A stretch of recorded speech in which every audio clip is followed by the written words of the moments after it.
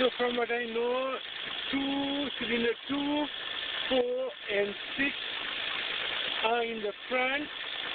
That's what I read. Or looked at YouTube, and that's what they told me. And 1, 3 and 5 have to be looked at after removing this manifold, and that's a lot of work. So this was just the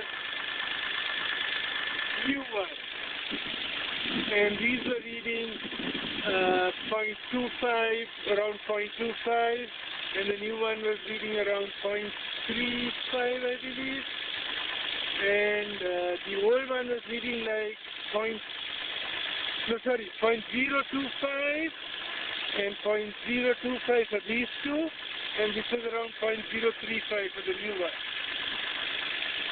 So, but the old one was reading like 0.03 or 0.05, so it was about twice these, or 20 times the old one. So these are new ones. So, and now you don't see any misfire, so maybe this was the problem.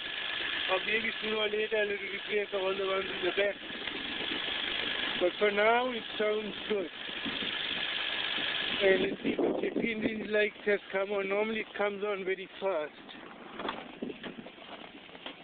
Oh no, not yet. That sounds good. So hopefully that was the problem, at least for the moment. This is an old car, 2001 V6 limited Highlander, which is an all-wheel drive. Now I need to put some dielectric grease here, so I will go to O'Reilly's, buy some and come back.